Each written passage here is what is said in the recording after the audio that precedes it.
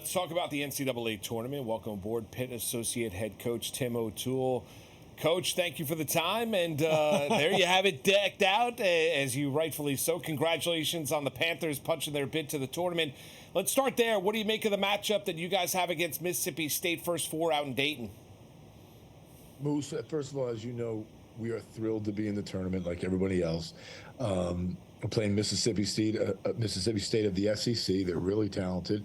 They're really long. They're really athletic, and they really defend well. And so we're going to have to be on point. We're going to have to be able to move guys around on offense and try to create some space because we have really good shooters. And if we can do that, hopefully we play to our strengths. And like Tobin just said, the idea is to win one at a time in advance. And we're excited to do that.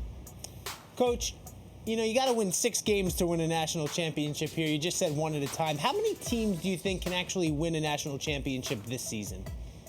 I think a lot of teams can win the national championship this season. I've never seen a season like this where, all of a sudden people are ranked number 1 in the country, and then all of a sudden a month later they're nowhere to be found. And I think there's so much parity across the board that anything, this more than any year that I've ever seen, is wide open. And I do think it's there for the taking for a lot of teams.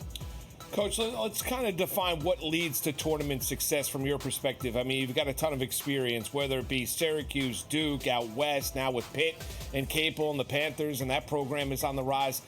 To have a successful NCAA tournament when you're looking at teams, what do you need to do in order to go on a magical run? Well, there's a lot of things, Moose, and I think one of the things Coach Krzyzewski taught me when I worked for him back at Duke in the 90s, he said, 3 things have to happen. You got to be really, really lucky to advance and get to a Final Four, let alone win a national championship. He said, one thing, you need to be healthy, right? And you see a lot of teams, like even the kid from Houston goes down. This happens all the time. And, all of a sudden a key player goes out and that puts you in trouble. Your bracket, right? I mean, some of these brackets sometimes are so loaded that before you know it, everybody's beating each other up, and then, you can't get through it. Officiating, people all around the country officiate leagues differently. I mean, they probably won't say it, but, you think about the days in the old Big East where it was just so rough and tumble. If all of a sudden you get an officiating crew that calls things tight, that's going to hurt your chances. And so that being said, and I just go back to this season because I've never seen anything like it. It is wide open for a lot of teams. Like, everyone thinks that we're not any good, and it's we won 14 games in the ACC. We were first going into the last week of the season with some kind of quality wins, and that's okay, because the reality is, we have an opportunity to prove other people wrong, and that's why I do believe. I just think that this thing is skewed, and there are a lot of teams that can kind of have success. And as you mentioned, you got to stay healthy. You have to get some breaks every now and then. But if you're a pretty good team and you can shoot the ball, then you're going to have a chance. And I think we got a chance. All right, Coach, before we let you go, you mentioned the old school Big East there. You worked with Jim Boeheim over at Syracuse. This week he retires after 47 years as head coach there. What's his legacy up there after all these years?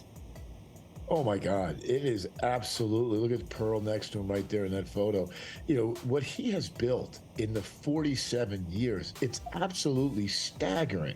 When you think about all of central New York, and it's a kind of an economically depressed area, those people bleed orange. And when you listen, I don't know if you listened to the press conference the other day, the greatest thing he said, and he was so true, it was all about the fans. When they moved out of Manley Fieldhouse, and I think that was in like 1980 or ballpark, and moved to the Dome, he didn't want to do it. They were doing well at Manley.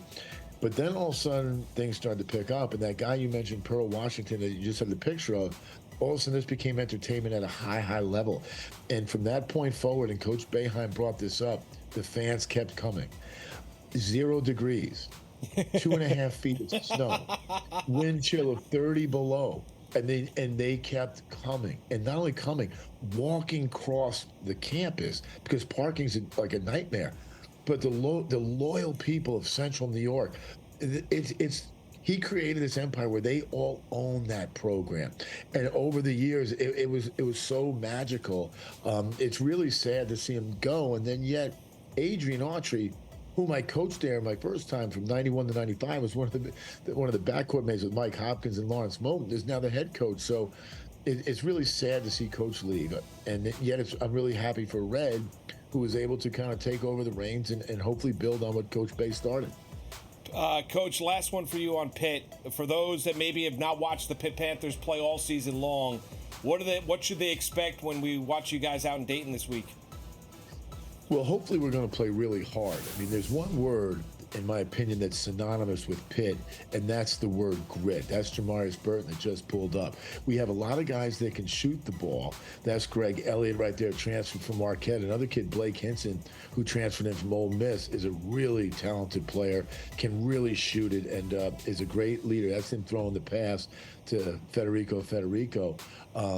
But the reality is when we keep spacing like you see it here, there's JB looking to drive and create something, then we're a pretty good team because we do have a lot of shooters. And then if we can defend on this end, and that's, I don't know what happened on that play, but I was hoping Cash Rico would punch that thing out of there.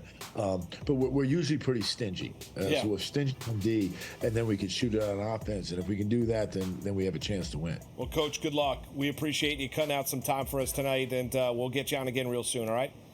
Thanks for having me, guys. Great seeing you. I hope you guys enjoy the rest of the March Madness. We'll be watching, Coach. Thanks so much. No doubt. We're just getting started here tonight on New York Sports Nation. When we come back,